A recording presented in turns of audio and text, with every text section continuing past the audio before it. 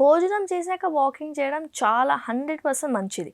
ఇది జనరల్‌గా ఎవరికి ఎక్కువ అడ్వాంటేజ్ అవుతదంటే డయాబెటిక్ పేషెంట్స్‌కి అడ్వాంటేజ్ అవుతది. మనము తినే ఆహారం ఏదైనా ఫుడ్ గ్లూకోజ్ లెవెల్స్‌ని ఇంక్రీజ్ చేస్తూ ఉంటది. ఆ గ్లూకోజ్ లెవెల్‌ని హైపర్‌గా స్పైక్ అవ్వకుండా, ఓవర్ స్పైక్ అవ్వకుండా మనం ప్రొడ్యూస్ అయిన గ్లూకోజ్‌ని యూజ్ అప్ చేసేయడంలో ఫస్ట్ థింగ్ మనకి వాకింగ్ బెస్ట్ అన్నమాట. సో డయాబెటిక్ పేషెంట్స్ ఉన్నవారు కానీ ఎవరైతే ఓవర్ వెయిట్ ఉన్నారో, వెయిట్ లాస్ అవ్వడానికి ట్రై చేస్తున్నారో, ఇండైజెషన్ ప్రాబ్లం ఉందో, లేదంటే మనకి కొంచెము నిద్ర కూడా డిస్టర్బ్ ఉన్న వాళ్ళందరూ తిన్న తర్వాత వాకింగ్ చేస్తే ఏమవుతుందంటే వాళ్ళకి కొంచెం రిలాక్సేషన్ అవుతుంది. ఫస్ట్ డయాబెటిక్ వాళ్ళకి చూసుకుంటే వాళ్ళకి జనరల్‌గా మనం తినే డైట్ ఎలా ఉంటదంటే carbohydrates, protein, fat and fibre ఉంటది. ఇవన్నిటిని ప్రాపర్ బ్యాలెన్స్ చేసుకున్న తర్వాత మనము యుటిలైజేషన్ స్టార్ట్ అయ్యేటప్పటికి జనరల్‌గా కార్బోహైడ్రేట్స్ ఫాస్ట్‌గా షుగర్ స్పైక్ అయిపోయి మనకి పోస్ట్ లంచ్ తర్వాత షుగర్ స్పైక్స్ కనిపిస్తూ ఉంటాయి. అదే మనము తిన్న తర్వాత ఒక 10 మినిట్స్ వాకింగ్, బ్రిస్క్ వాకింగ్ కాకుండా జంపింగ్ ఫాస్ట్‌గా అవ్వకుండా స్లోగా మనము ఒక ఇంట్లో అయినా పర్లేదు, ఒక ఆఫీస్‌లో ఉన్నారు, ఆఫీస్‌లో ఉంటే ఒక 5 మినిట్స్ బ్రేక్ తీసుకొని 5 మినిట్స్ స్లో వాకింగ్ చేసిన, హౌస్ వైఫ్ ఉన్నారో లేదంటే ఎల్డర్లీ పీపుల్ ఉన్నారో వాకింగ్ కొంచెం కష్టం అవుతుంది. డేలో మనం రిక్వైర్మెంట్ ఆఫ్ వాకింగ్ మనం చేయాల్సిన వాకింగ్ చేయలేకపోతున్నామంటే తిన్న తర్వాత చేసిన వాకింగ్ కూడా అంతే ఎఫెక్టివ్ ఉంటుంది. మన రిక్వైర్మెంట్ ఏంటి అంటే 150 minutes of walking for a week. అంటే మనం క్యాలిక్యులేట్ చేసుకుంటే 20 మినిట్స్ డే వరకు వస్తుంది. అది మనము మార్నింగ్ 5 మినిట్స్, మధ్యాహ్నం లంచ్ తిన్న తర్వాత 5 మినిట్స్, ఈవినింగ్ స్నాక్ అలా ఏమైనా తీసుకున్న తర్వాత 5 మినిట్స్, డిన్నర్ తర్వాత ఒక 5 మినిట్స్ చేసుకున్నామంటే 20 మినిట్స్ వాకింగ్ సరిపోతుంది to an elderly people, house wife వాళ్ళకి. ఎవరైతే వర్కింగ్ ఉమెన్ ఉన్నారో వాళ్ళకి మాత్రము మనం ఆఫీస్‌లోనే ఇంకా సరిపడా టైం దొరకదు, మళ్ళీ ఇంటికి వచ్చిన తర్వాత టైం దొరకదు కాబట్టి వాళ్ళు రెగ్యులర్‌గా ఉన్న టైంలోనే చేసుకుంటే సూపర్. వాకింగ్ తినగానే వాకింగ్ చేసినా అది చాలా ఎఫెక్టివ్ ఉంటదనమాట.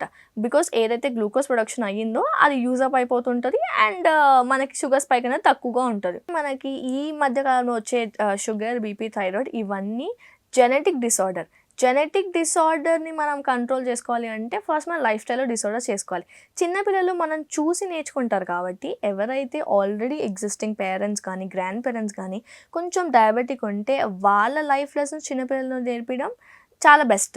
దాంట్లో ఫస్ట్ థింగ్ వచ్చేసి వాకింగ్ అండి. మనం ఫిజికల్ యాక్టివిటీ మనం చేస్తూ పిల్లలకి నేర్పిస్తే మనకి జెనెటిక్ డిసార్డర్ వచ్చింది మాత్రం వాళ్ళకి రాకుండా చూసుకోవచ్చు. మనం ఒక బ్యారియర్లా అవ్వచ్చు.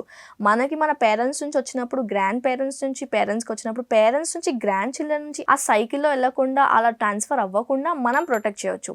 దీంట్లో వచ్చేసి మనకి పిల్లలకు అనుకోండి స్కూల్లో ఆడి వచ్చినాక కూడా టయర్డ్ అయిపోయినాక కూడా తిన్న తర్వాత వాళ్ళు జనరల్గా ఇప్పుడు పిల్లలు ఏం చేస్తున్నారంటే ఫోన్లు చూస్తూ తింటున్నారు, ఆ టీవీ చూస్తూ తింటున్నారు. అట్లీస్ట్ ఇంకా ఫోన్ చూడకుండా తినడు అనే ఆప్షన్ లేదు. బికాస్ పేరెంట్స్ తినిపించాలి, ఫోన్ లేదంటే తినట్లేదు. కాబట్టి తిన్న తర్వాత అట్లీస్ట్ ఆ మంచి ఫిజికల్ యాక్టివిటీని మెయింటైన్ చేస్తే బాగుంటుంది. చిన్నపిల్లలు తిన్న వెంటనే పడుకోబెడతాం కదా మనం స్కూల్లో కానీ మన ఇంట్లో కానీ, కొంచెం రిలాక్స్ అవ్వమంటారు కదా. తిన్న తర్వాత పడుకునే ముందు కొంచెం ఒక రిలాక్సేషన్లో 10 మినిట్స్ కానీ వాకింగ్ చేస్తే వాళ్ళకి స్లీప్ ఇండ్యూస్ అవుతుంది. ఇది మధ్యాహ్నంకి అండ్ నైట్కి కూడా. మనం ఎల్డర్లీ పీపుల్ కూడా మనం ఏం చేస్తామంటే టీవీ చూస్తూ కొంచెం మార్నింగ్ నుంచి రిలాక్స్ అయ్యి వచ్చేసి నైట్ ఇంకా డిన్నర్ చేసిన తర్వాత, డిన్నర్ కూడా కొంచెం లేట్ చేస్తాం మనం, 9:30, 10 అయిపోతుంది. ఎంత ఎర్లీ డిన్నర్ చేయాలనుకున్నాడా వర్క్ టైం బట్టి, మన లైఫ్ స్టైల్ బట్టి మనం ఎర్లీగా చేయలేకపోతుంటాం. కాబట్టి మనం ఏం చేయొచ్చు అంటే టీవీ చూస్తూ అన్నం తిన్నా ఆర్ ఫోన్ చూస్తూ అన్నం తిన్నా, నెక్స్ట్ థింగ్ మనకి ఏముండాలంటే ఫిజికల్ యాక్టివిటీ. మన డేలో మన ఫోన్లో ఇప్పుడు అందరి చేతిలో స్మార్ట్ ఫోన్స్ ఉన్నాయి. కొంచెం మన డేలో స్టెప్ కౌంట్, ఒక రోజులో మనం ఎన్ని స్టెప్స్ వేస్తున్నాం, 1000 స్టెప్సా, 2000 స్టెప్సా ఆర్ 5000 స్టెప్సా, ఆ స్టెప్స్ రీచ్ అయ్యామా లేదా చూసుకోండి. మనకి జనరల్గా ఆఫీస్ ఉందనుకోండి, ర్యాండమ్లీ ఎవ్రీ ఇండివిజువల్ మనం 3K స్టెప్స్ ఈజీగా నడిచేస్తూ ఉంటాం. ఇంటి నుంచి ఆఫీస్ కానీ, ఆఫీస్ నుంచి బేసిక్ థింగ్స్కి కానీ. ఏ రోజైతే హాలిడే ఉంటుందో మనం ఆ రోజు ఆ బేసిక్ స్టెప్స్ కూడా మీట్ అవ్వం. అట్లీస్ట్ 500 స్టెప్స్ బెడ్ మీద ఉండడమో, సోఫాలో ఉండడమో, లేదంటే రిలాక్స్ అవ్వడమో ఉంటుంది. ఆ రోజు మాత్రం ఇంకొంచెం స్టెప్స్ వేసేలా చూడండి. సో నేను అందరికీ సజెస్ట్ చేసేది ఏంటి అంటే స్టెప్స్. మీరు 5000 స్టెప్స్ చేస్తారా, 6000 స్టెప్స్ చేస్తారా, 7000 స్టెప్స్ చేస్తారా, మనకి మీ లైఫ్ స్టైల్ బట్టి మీరు ఫైనలైజ్ చేసుకోండి. కానీ అది రొటీన్లో పెట్టుకోండి. కన్సిస్టెంట్గా ఎవ్రీడే 5000 స్టెప్స్ నేను చేయాలి అనుకోండి, చేస్తూ ఉండండి. అది టైం వీలు అవ్వట్లేదు, వాకింగ్ మార్నింగే చేయాలి, నైట్ చేయాలని లేదు. తిన్న వెంటనే చేసినా ఓకే, తినకముందు చేసినా ఓకే. తినకముందు చేయడం వల్ల అడ్వాంటేజ్ ఏంటి అంటే మనకి ఆ హంగర్ క్రేవింగ్స్ బిల్డప్ అవ్వకుండా కొంచెం రిలాక్స్‌గా తింటాం. ఈ మధ్యలో ఫస్ట్ మనము చేసేది ఏంటి అంటే స్ట్రెస్‌ఫుల్ ఈటింగ్.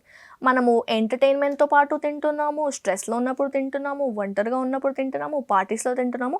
ఈ తినడమే మనం ఒక హ్యాబిట్‌లా చేసుకోకుండా కొంచెం స్ట్రెస్ రిలీఫ్ అయిన తర్వాత మనం కూడా మన హ్యాపీ హార్మోన్స్ వచ్చిన తర్వాత స్లోగా తినేసి స్లోగా వాకింగ్ చేయడం. వాకింగ్ కదా అని చెప్పి నేను 10,000 స్టెప్స్ ఈరోజు వేసేయాలని చెప్పి క్విక్‌గా చేస్తే కూడా మళ్ళీ ఓవర్ ఎక్సర్సైజ్ అయిపోయి ఇండైజెషన్ అవుతది. అదే స్లో ఈటింగ్, స్లో వాకింగ్ వల్ల proper digestion and proper sleep.